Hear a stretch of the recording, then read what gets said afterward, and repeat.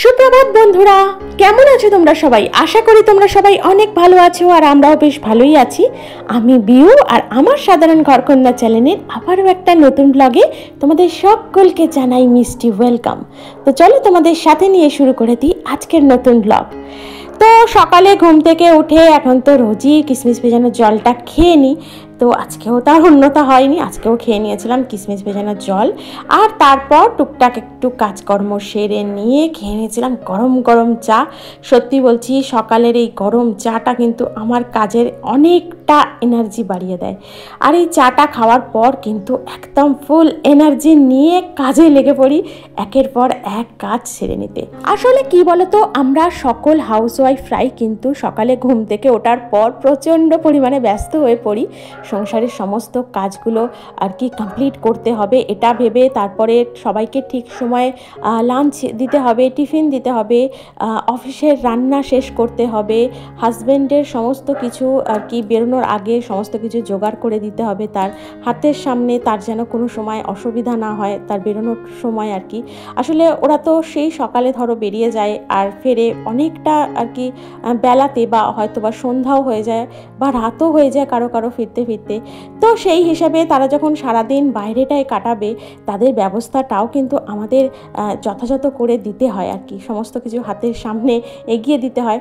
তো আমরা প্রত্যেক হাউসওয়াইফরাই কিন্তু মানে সংসারের মানে সকালে ঘুম থেকে ওঠার পর থেকেই কিন্তু সংসারের সমস্ত কাজ নিয়ে ব্যস্ত হয়ে পড়ি। এমনকি যে বাচ্চা আছে তারা যে স্কুলে যায় তাদের ঠিক করে রেডি করে দেওয়া, শুধু অফিসের কাজই কেন, বাচ্চাদের ঠিক করে রেডি করে দেওয়া, যেমন টিফিনগুলো গুছিয়ে দেওয়া, এক সময় বইও গুছিয়ে দিতে হয়। তো সমস্তটাই জানো তো আমাদের উপর। তাই সকালে ঘুম থেকে ওঠার পর না একদম নিঃশ্বাসটা যে ফেলবো সেটার সময় পাওয়া যায় না। যখন ওই হাজব্যান্ড বেরিয়ে গেল, মেয়েও হয়তো পড়তে বেরিয়ে গেল বা হয়তো স্কুল বেরিয়ে গেল, তারপর কিন্তু একটু স্বস্তির নিঃশ্বাস আমরা ফেলি। যাক, এবার সবাইকে ঠিকঠাক মতো সমস্ত কিছু রেডি করে দিয়েছি, এবার একটু বসে শান্তি করে অন্তত টিফিনটা করি। তাই হয় জানো তো, আমাদের হাউস ওয়াইফদের কিন্তু প্রত্যেকটা দিনই চোখ খোলার পর কিন্তু ব্যস্ততম দিন। আর আমাদের কিন্তু কোনো ছুটির দিন নেই, কোনো দিন এমন নির্ধারণ করা নেই যে এই দিনটা তুমি সকাল থেকে নিয়ে রাত পর্যন্ত একদম ছুটি তোমার, তুমি তোমার মনের মতো হিসাবে সারাটা দিন কাটাও, যেখানে ইচ্ছা যাও, ঘোরো, বেড়াও, মানে তুমি একটা দিনের জন্য একদম পুরো স্বাধীন। এমন দিন কিন্তু আমাদের জীবনে নেই বললেই চলে। মানে আমাদের হলো মাসমাইনাহীন কর্মজীবন। তো এটাই জানো তো, আমি মাঝে মধ্যে না মনের বাপিকে বলি, আর ও না মাঝে মধ্যে একটু রেগেও যায়, আর ওকে একটু রাগিয়েও দিই জানো তো এই সমস্ত কথাবার্তাগুলো একটু বলে বলে। তো যাই হোক, দেখো তোমাদের সাথে বেশ অনেকক্ষণ কথা বললাম। তো কথা বলতে বলতে না আমার ঘরের সমস্ত কিন্তু বার্ষিক কাজ কমপ্লিট হয়ে গেছে এদিকে। তো এদিকে মোটামুটি চারিদিকটা একটু মোছামুছি করে নিয়েছিলাম, ওপর থেকে নিচ পর্যন্ত তো ঝাড়ফাট দিই যেন প্রতিদিন, ঝাড় দিয়ে পরিষ্কার করে দুটো ঘর ঝাড় দিয়ে তারপর সমস্ত ঘর, বারান্দা, ডাইনিং সমস্তটাই মোছামুছি করে নিয়েছি।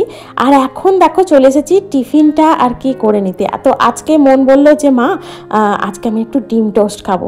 তো মনের বাপি যখন বাড়ি থাকে না, তখন কিন্তু আমাদের ঘরে এইসব খাবার মোটেই হয় না, কারণ তখন ওই একদম প্লেন রুটি তরকারি বা রুটি ডাল সিদ্ধ এইসবই হয়। আর থাকে কাঁঠালি কলা, ডিম সেদ্ধ, মানে একদম হেলদি টিফিন যেটাকে বলে সেটা হয়। তো এই সমস্ত খাবার একদমই হয় না, কারণ মনের বাপি এগুলো একদম খাওয়া পছন্দ করে না। তো সেই কারণে যখন ওর ডিউটিটা চেঞ্জ হয়ে যায় তখন কিন্তু আমরা তিনজনে এগুলো বানিয়ে খাই জানো তো। তো আজকেও সেরকম বানিয়ে নিয়েছিলাম, আর মন নিয়ে নিয়েছিল একটু সস। আর জানো তো, সত্যি বলতে কি, বাইরের ডিম টোস্ট আমার কিন্তু একদম খেতে ইচ্ছা করে না, কেমন যেন একটা আষ্টে গন্ধ লাগে, জানি না কেন, আমারই এমন হয়। তো সেই কারণে না চেষ্টা করি সবসময় বাড়িতেই তৈরি করে নেওয়ার। আর বাড়িতে করলে তো হেলদি তো অবশ্যই, আর তাছাড়াও না পরিষ্কার পরিচ্ছন্নভাবে করা হয়। তো আজকের এই জলখাবারে ডিম টোস্টটি খেয়ে নিয়েছিলাম। আর তারপর খাওয়ার পর না এই জলখাবারের বাসনপত্র, তারপরে গ্যাস ওভেন, কড়াইটা আবার করে মাজতে হয়েছিল জানো তো, চাটুটা তো আবার করে মাজতে হয়েছিল, কারণ হচ্ছে আজ একাদশী।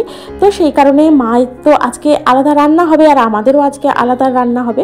তো সেই কারণে আজকে এমনি আমি ভাবলাম নিরামিষই করে নেবো একসাথে, কারণ ওই আমাদের যদি আবার মাছ ডিম আলাদা করে করতে যাই, কারণ এই তো জলখাবারের ডিম খুললাম, তখন আবার করে মাজা ধোয়া করতে হলো। তো সেই কারণে ভাবলাম যে একেবারেই তরকারি করে রাখবো, কারণ ওবেলা কিন্তু আবার মেয়েকে নিয়ে পড়তে যাওয়া আছে জানো তো, বেশ অনেকটা দূরে। তো সেই কারণে একদম একেবারে তরকারি করে রাখবো, আর মা যা খাবেন করে দেবো। তো তো সেই জন্য না আর ভাতের যে রান্নাবান্নাগুলো আছে এখানে না আঁশ আর কিছু করিনি, একদম সবটাই নিরামিষ করার চেষ্টা করেছি। তো আজকে করে নিয়েছিলাম গাছের আম দিয়ে ডাল, আম ডাল, আর হচ্ছে দেখছো তো পটল ভেজে নিয়েছিলাম, আর একদম সামান্য মানে একদম একটুখানি জানো তো একজনেরা নারকেল দিয়েছিল, তো ওদের পুজো হয়েছিল বাড়িতে, তো সেই পুজোর নারকেল দিয়েছিল। তো কেউ আর খেতে চাইছে না, ফ্রিজে বেশ 2-3 দিন পড়ে আছে দেখে আমি আবার সেটাকে বার করে একটু জলে ভিজিয়ে রেখেছিলাম, তারপর সেটাকে ছোটো ছোটো মানে স্কোয়ার সাইজে কেটে একটু ভেজে নিয়েছিলাম। আর করে নিয়েছিলাম একটু ঢেঁড়স ভাজা বা ভিন্ডি ভাজা যাই বলো না কেন, আমডাল দিয়ে খেতে কিন্তু না দারুণ লাগে জানো তো। আর একটু দেখো করে নিচ্ছি পটল আলুর তরকারি। তো এই পটল আলুর তরকারিটা না একদম নিরামিষই করব। জানি না কেন আমার না পটল আলুর তরকারি বলো, ফুলকপি আলুর তরকারি বলো বা বাঁধাকপি বলো, এগুলো কিন্তু না আমার নিরামিষই অনেকটা বেশি টেস্টি মনে হয় জানো তো। ওই মানে পেঁয়াজ রসুন দিয়ে রান্না করলে জানি না কেন আমার মনে হয় না এগুলোর স্বাদ চলে যাচ্ছে। তো সেই কারণে আমি চেষ্টা করি নিরামিষ করার। মানে ধরো একটু ফুলকপি আলু তরকারি করলাম, সেটা ওই আদা জিরে বাটা দিয়ে, তারপরে একটু বাঁধাকপি করলাম, সেটাও আদা জিরে বাটা দিয়ে। আবার এই যে পটল আলুর তরকারিটা করে নিয়েছি, এটার মধ্যেও কিন্তু হাবিজাবি কিচ্ছু দিইনি, একটু আদা জিরে বাটা আর হচ্ছে তোমার লঙ্কা হলুদ নুন, এটা তো একদম কমন মশলা। আর সামান্য নামানোর আগে একটু দিয়ে নিয়েছিলাম গরম মশলার গুঁড়ো, আর হচ্ছে তোমার যদি ঘি দাও তাহলে তো তার কথাই নেই, টেস্ট একদম দ্বিগুণ হয়ে যাবে। তো যেহেতু মনের বাপি ঘিটা একদমই অ্যাভয়েড করে, তো আর ঘিটা দিইনি, কারণ ঘিটা দিলে জানো তো আবার সেই ওর জন্য আলাদা করে তুলে রাখবো, সে কেমন লাগে, আমরা ঘি দিয়ে তরকারি খাবো আর ও খাবে না। তবে কোনো কোনো তরকারিতে দিই, যেগুলোতে একদম না দিলেই নয় সেগুলো ওর জন্য আলাদা করে তুলে রেখে আমাদেরটাই দিয়ে খাই। আর আজকে দেখলাম আলু পটলের তরকারিতে ঘি না দিলেও চলে জানো তো, তবে ঘি দিলে টেস্টটা একটু বেটার হয়। তো যাই হোক আজকে আর দিইনি। তারপর রান্নাটা সমস্তটা কমপ্লিট করে নিয়েছিলাম, আর বেশি কিছু করতে যাইনি, কারণ হচ্ছে মায়ের জন্য না আবার ওই ডালিয়া করতে হবে। মা বললো যে আজকে ডালিয়া দিয়ে খিচুড়ি খাবো না, শুধু সিদ্ধ খাবো। আর এই তো দেখো রান্নার জায়গাটা পরিষ্কার করে নিয়ে মনের বাপিকে খেতেও দিয়ে দিয়েছিলাম, মানে লাঞ্চ দিয়ে দিয়েছিলাম, একটা ডিম সেদ্ধ দিয়েছিলাম জানো তো ওর জন্য। আর এই যে খাচ্ছে আম দিয়ে ডাল, পটল আলুর তরকারি, টক দই নিয়েছিল, ব্যাস আবার কি। তো এগুলো দিয়েই খেয়ে নিচ্ছিল জানো তো। আর এই দেখো মায়ের জন্য আলুটা না চাকা চাকা করে কেটে ওই ডালিয়া যেটা হয় তো সেটাকেই না একটু ফ্যানে ভাত মতো যেটা হয় তার মতোই আর কি করে নিচ্ছিলাম। তো মা বললো এর মধ্যে একটু ঘি ছড়িয়ে খেলে কিন্তু দারুণ লাগে, কিন্তু মা তো ঘি এখন আর খাচ্ছে না যেহেতু শরীরটা ঠিক নেই। তো সেই কারণেই শুধু সিদ্ধই ওর মধ্যে একটু নুন ছড়িয়েই খেয়েছে আজকে আর কি এটা। তো হালকা ফুলকার ওপর এগুলো যদি উপোসের দিনে খাওয়া যায় জানো তো বেশ আর কি মানে ভালো লাগে। এই যে লুচি পরোটা এগুলো না খাওয়াই ভালো, এখন যা প্রচণ্ড গরম পড়েছে, এগুলো খেলে কিন্তু দুপুরের দিকে প্রচণ্ড অ্যাসিডিটি হয়ে যায়, মানে সন্ধ্যার দিকটা না প্রচণ্ড অ্যাসিডিটি হয়ে যায় জানো তো। তো সেই কারণে না মা আর এখন ওই লুচি পরোটা রুটি এইসবগুলো না দুপুরের দিকে একদমই খেতে চায় না। তো সেই কারণে কোনো কোনো দিন ডালিয়া খায় বা কোনো কোনো দিন এমনভাবেই করে দিই আর কি। এইরকম ডালিয়াটাই শুধু জল দিয়ে নুন দিয়ে এর মধ্যে চাকা চাকা করে আলু দিয়ে জানো তো, এর মধ্যে না সবজি দিলেও দারুণ লাগে, কিন্তু মা আবার সবজি দিয়ে খেতে চান না, তো সেই কারণে শুধুই আলু দিয়ে করে দিয়েছিলাম। এদিকে দেখো সংসারের সমস্ত কাজ একের পর এক কমপ্লিট করে নিয়ে তারপর করে নিয়েছিলাম স্নান, ছোট্ট একটা স্কিন কেয়ার সেটাকেও কমপ্লিট করে নিয়েছিলাম। তারপর চলে গেছি ছাদে, আর জানো ছাদে গিয়ে পা রাখতেই পাচ্ছি না। আর বলতে গেলে না আজকে না দুপুরবেলা চান করতে একটু দেরি হয়ে গেছে, আর ছাদে গিয়ে জামা কাপড় কটা আমি দেখো পাটা কীভাবে রাখবো আমি ভাবছি, তাই একবার করে চলে আসছি এদিকে, আবার করে গিয়ে জানো তো জামা কাপড়গুলো মেলে দিচ্ছি। এই কটা জামা কাপড় কেচেছি 2বার থেকে 3বার আমি ছাওয়াতে এসে দাঁড়িয়েছি, আবার গিয়ে মেলেছি, এমন অবস্থা। তো তাড়াতাড়ি করে ছাদে জামা কাপড়গুলো মেলে দিয়ে একদম চলে এসেছি নিচে ঠাকুর ঘরে। এবার ঠাকুর ঘরটা যেহেতু ওপরে, এই ঘরটাও না একদম দুপুরের দিকে তেতে পুড়ে থাকে জানো তো। ওই পাখাটা চালিয়ে ঠাকুরের ফুলগুলো সমস্তটা সাজিয়ে নিই, তারপরে কিন্তু যখন ধূপ দ্বীপ জ্বালাবো তখন তো আর ফ্যান চালালে হবে না, তখন আবার ফ্যানটা অফ করে পুজোটা করি, তখন কিন্তু একদম মানে ঘেমে স্নান করে যাই আর কি। আর এদিকে দেখো ঠাকুরের সেবা দিয়ে নিয়ে চলে গিয়েছিলাম নিচে করে নিতে আজকের দুপুরের লাঞ্চ। তো লাঞ্চে ভাত তো নিয়েছিলাম একদম অল্প করে, আর তার সাথে নিয়েছিলাম মাকে ওই যে ডালিয়া সিদ্ধটা করে দিয়েছিলাম না, তো সেটা। আর আমি তো ঘি ছাড়া খেতে পারবো না, কারণ আমার ঘি খেতে প্রচণ্ড ভালো লাগে, তাই 1 চামচ মতো ঘি নিয়ে নিয়েছিলাম ওতে। তো ঘি নিয়ে ওটা খেয়েছিলাম, আর দুপুরের লাঞ্চটাও কমপ্লিট করে নিয়েছিলাম।